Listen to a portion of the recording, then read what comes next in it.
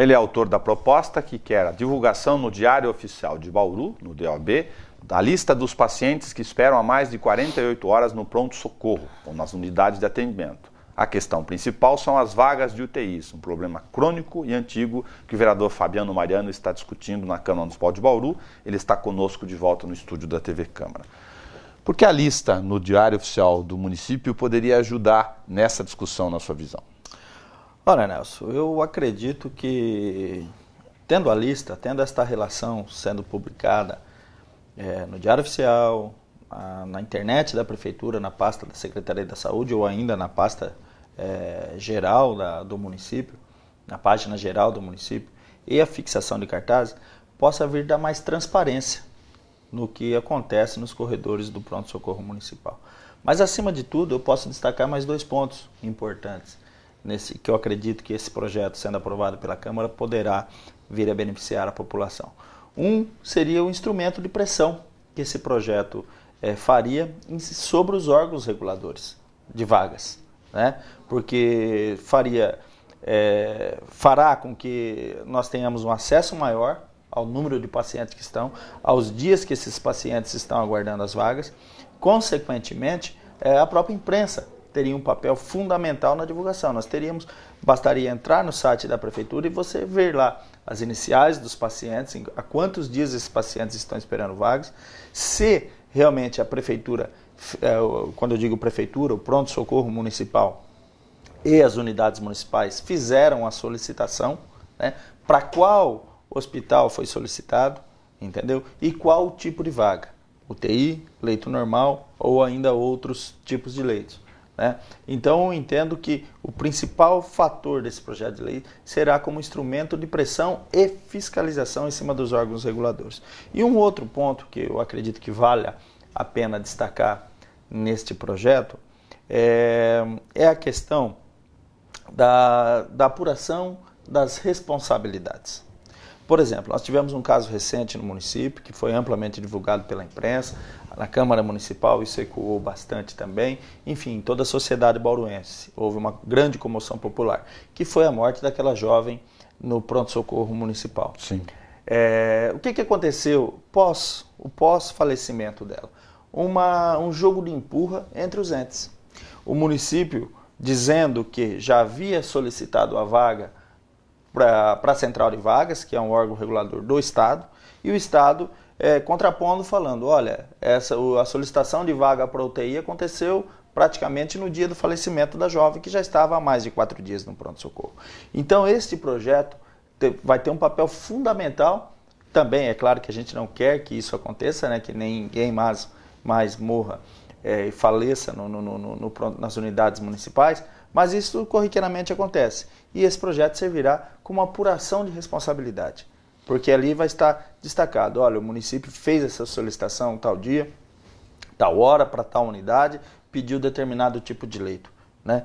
E aí vai ficar fácil para as pessoas apurarem de fato de quem foi a responsabilidade, o descaso aí neste acontecimento que a gente espera que não aconteça. Só para as pessoas saberem no dia a dia, o controle de vagas da Central de Vagas do Estado é um dado que está sistematizado e informatizado, mesmo porque não seria diferente, eles não teriam condições de assumir isso, mas ele fica só nas mãos do Estado. Exatamente. A gente não tem condições de saber, né? É isto que nós queremos passar, pelo menos que o município, quando faz a solicitação, é claro que se a imprensa, se nós formos lá questionar, né, eles terão que nos passar as informações. Mas isto já não precisa ser. Será um projeto que obrigará a ter uma proatividade das unidades e já mostrando, dando publicidade dos pacientes que estão lá há mais de 48 horas. E isto facilitará em muito a fiscalização, né, de todos os órgãos, dos vereadores, enfim,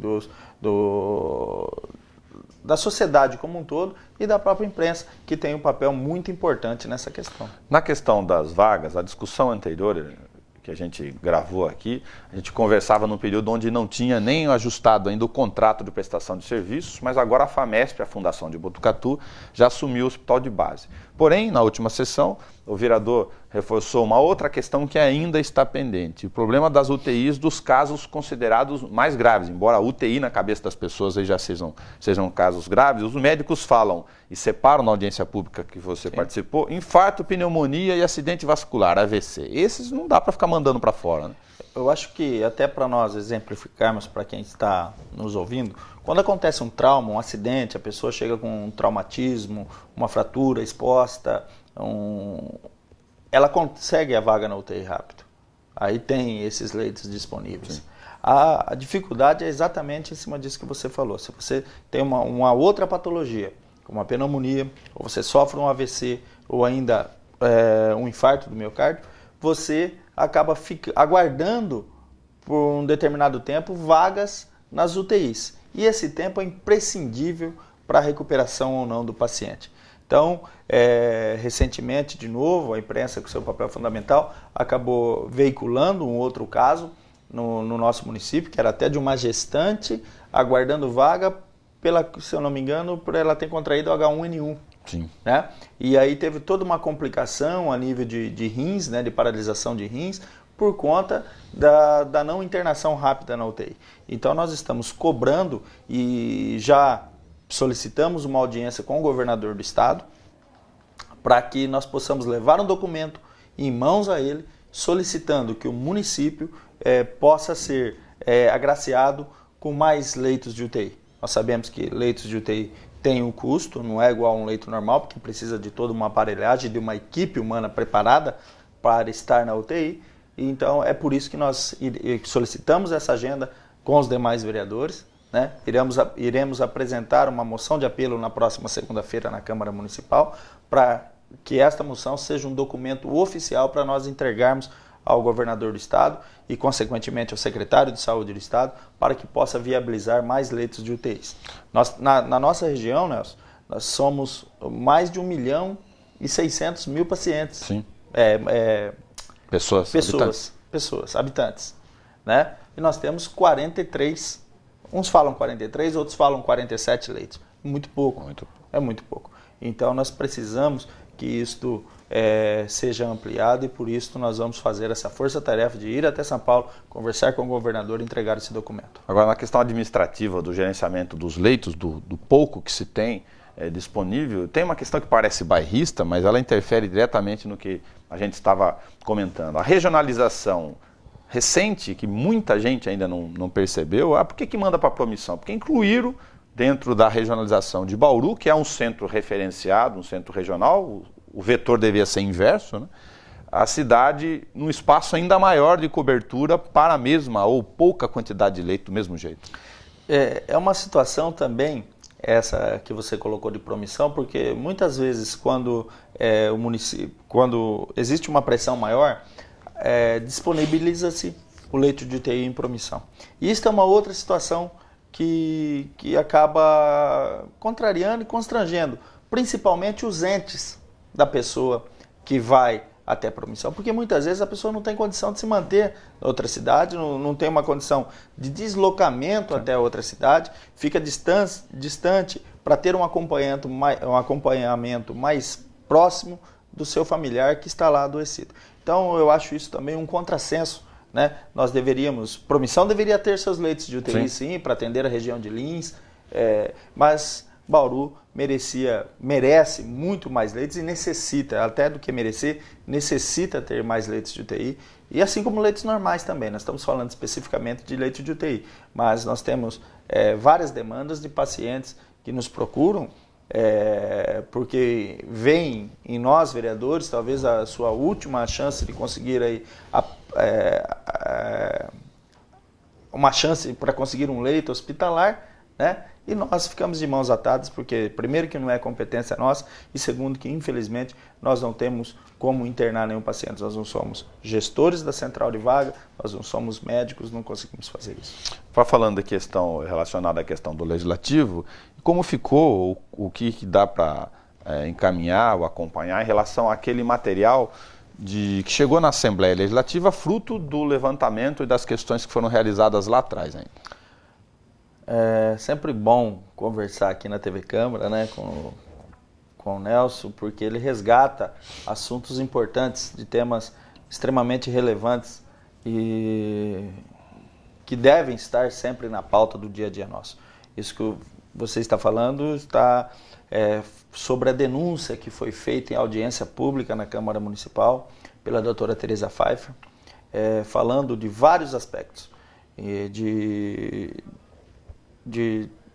escolha de procedimentos, escolha de pacientes para serem internados ou ainda fazerem outras intervenções, e ainda até falando dos escândalos da recente extinta Associação Hospitalar, né? Falando que esse problema já vinha de muito tempo e era de conhecimento do então secretário do Estado da época, enfim.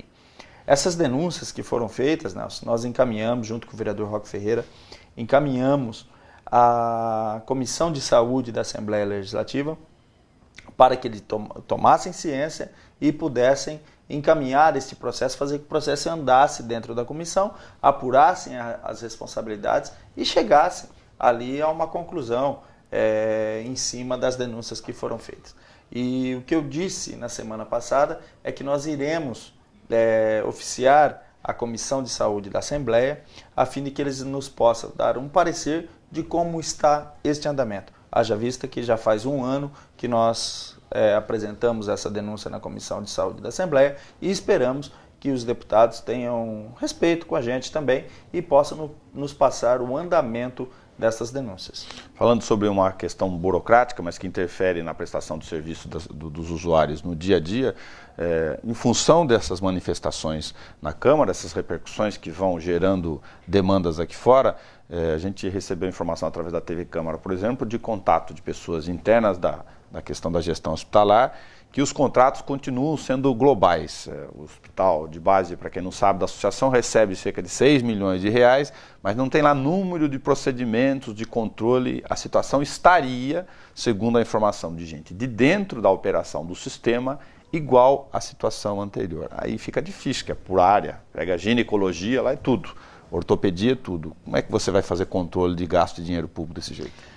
Fica difícil e você já perguntou e já praticamente deu a resposta. Nós não temos mecanismos de controle social em cima dessa questão.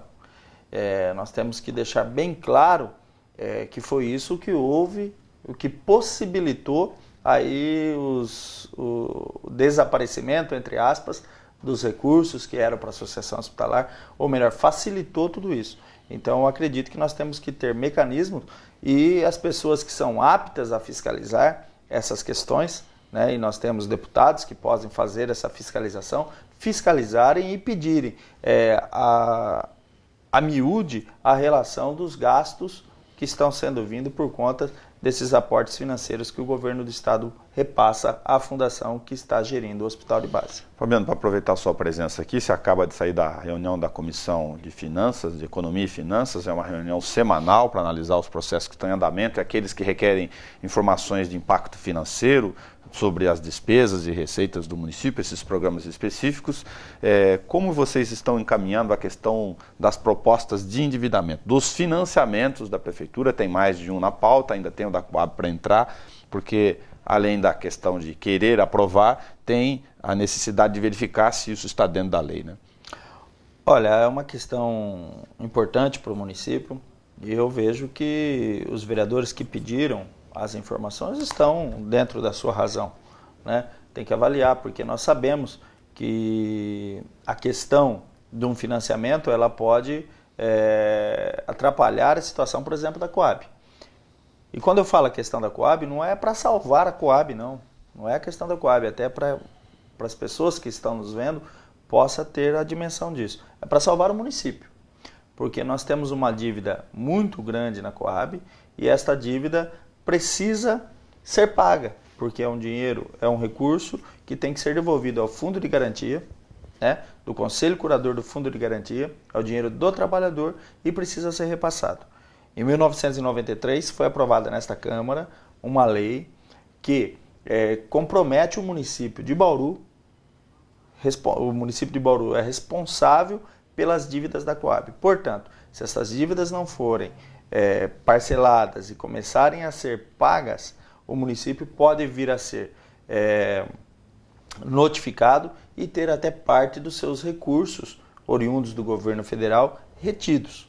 Ou seja, nós podemos pensar, é claro que numa situação aí, na pior das hipóteses possível, por exemplo, o dinheiro do fundo de tratamento de esgoto pode não acontecer se caso o município ficar inadimplente com a União, né? Então nós temos que pensar de uma forma bem clara realmente em cima dessa questão dos financiamentos. É claro que por um outro lado, Nelson, nós não podemos deixar de ver a outra situação.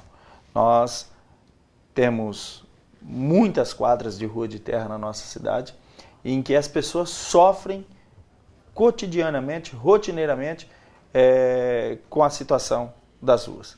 Sejam elas em períodos de chuva, né? Porque aí você não consegue entrar nem sair da sua casa, você não tem acesso à sua própria casa, seja ela no período de seca, onde o pó e a poeira acabam provocando vários tipos de doenças respiratórias. Então nós temos que resolver essa questão. Eu acredito que uma análise que já deve estar sendo feita pela Prefeitura, encaminhando as respostas aqui para a Câmara Municipal, possa encontrar um bom senso para que nós possamos aí aprovar pelo menos parte desse projeto, né? Principalmente o projeto de pavimentação, mesmo que nós tenhamos aí que talvez segurar um pouco mais o projeto de financiamento que fala aí da mobilidade urbana da Rodrigues Alves. Eu acredito que seria de bom tom a gente ter essa cautela. Ver mesmo, fazer um mapa da capacidade de nivelamento do município, mas não atravancarmos aí a possibilidade das pessoas terem o seu asfalto na frente da sua casa. E aí a questão da mobilidade da Rodrigues Alves, talvez esperar mais um pouco por conta dessa capacidade de nivelamento do município que no futuro próximo pode ser comprometida. Muito obrigado. Acompanhe nesse espaço as questões que interessam a sua comunidade e da sua vida na sua cidade.